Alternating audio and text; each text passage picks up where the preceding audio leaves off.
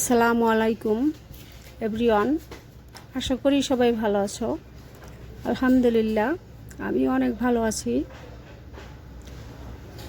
আজ আমি তোমাদের জন্য নিরামিষ সর্ষে কাঁকরোল নিয়ে এসেছি। সর্ষে দিয়ে কাঁকরোল রান্না দেখাবো। এখানে আমি হাফ কেজি কাঁকরোল নিয়েছি। এটাকে আমি উপরের আলগুলো কেটে নিয়েছি। এগুলোকে আমি লম্বা লম্বা করে পিস পিস করে কেটে নিব। এর মধ্যে আমি 2-3টে আলুও দিব। এটাকে ভালোভাবে ধুয়ে নিয়েছি। এ পর্যায়ে দিয়ে দিয়েছি একটা কড়াইয়ে দিব তেলটা গরম হয়েছে। হাফ চামচ হলুদের গুঁড়ো। এর মধ্যে আমি দিয়ে দেব কাঁকরোলটা। এটাকে আমি ভালোভাবে ভেজে নিব 1-2 মিনিট।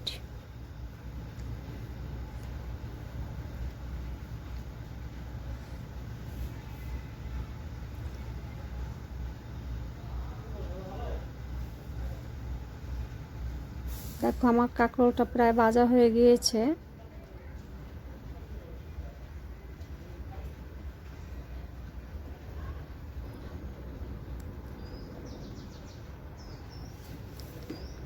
কাঁকরোলটা ভাজা হয়ে গিয়েছে। এবার এটাকে নামিয়ে নেব।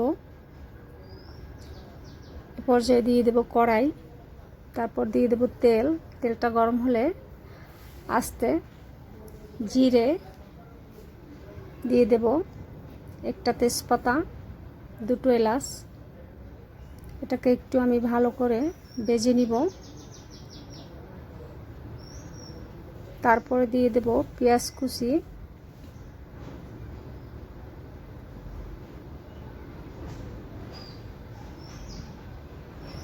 পেঁয়াজটাকেও আমি ভালো করে ভেজে নিব।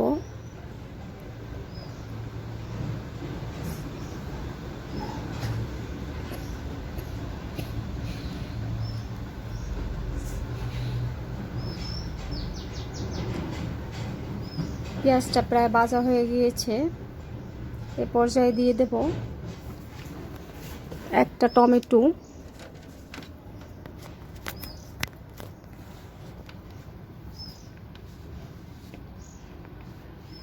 টমেটোটা একটু আমি ভালো করে মিশিয়ে নেব।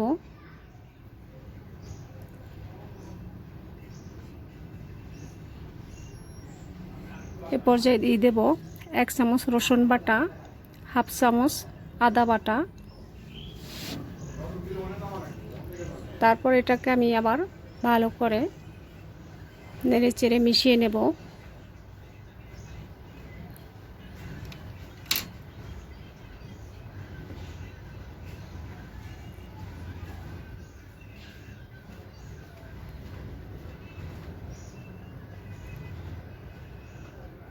টমেটোটা প্রায় গলে গিয়েছে।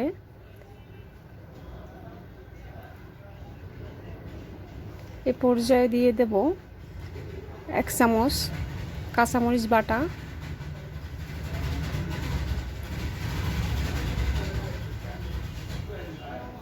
দিয়ে দেব পরিমাণ মতো পানি।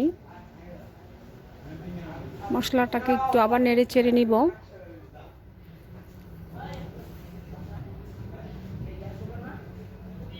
এবার এক এক করে অ্যাড করব সব মশলাগুলো। এবার দিয়ে দিয়েছি জিরে, ধনের গুঁড়ো 1 চামচ ভাজা, তারপর হচ্ছে হলুদের গুঁড়ো 1 চামচ, মরিচের গুঁড়ো 1 চামচ। এবার আমি সব মশলাগুলোকে ভালোভাবে কষিয়ে নেব। মশলা কষানোর উপরেই তরকারির স্বাদ। আপনি মশলাটাকে যত বেশি ভালোভাবে কষিয়ে নেবেন ততই তরকারিটা ভালো লাগবে। পরিমাণ মতো লবণ দিয়ে দেব।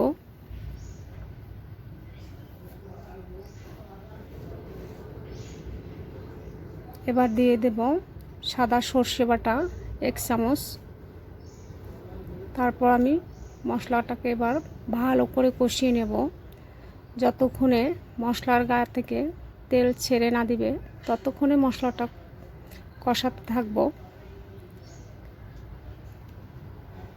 দেখো আমার মশলাটা প্রায় কষানো হয়ে গিয়েছে, মশলার থেকে তেলটা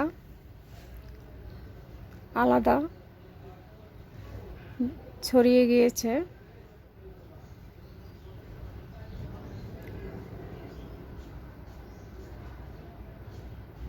মশলা থেকে আলাদা তেলটা ছেড়ে দিয়েছে।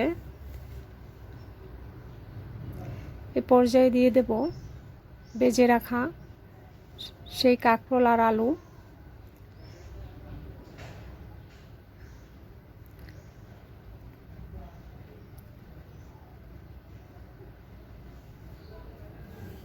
ভালো করে নেড়ে চেড়ে মশলাটা মিশিয়ে নেব তরকারির মধ্যে, যাতে মশলাটা ভালোভাবে মিশে যায়।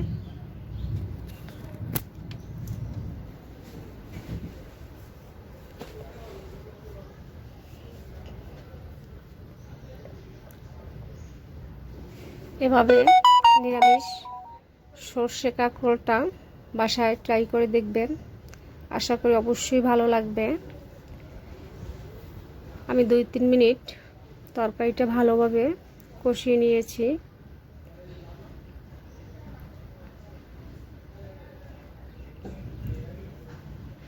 এ পর্যায়ে দিয়ে দেব পানি।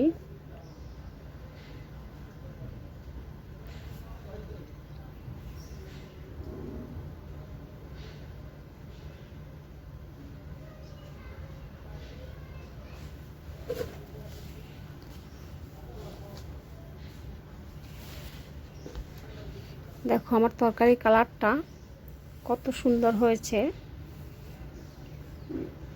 খেতেও অনেক ভালো লাগবে। আমার রেসিপিটা যদি তোমাদের ভালো লাগে প্লিজ লাইক করো, কমেন্টে জানিও এবং সাবস্ক্রাইব করো।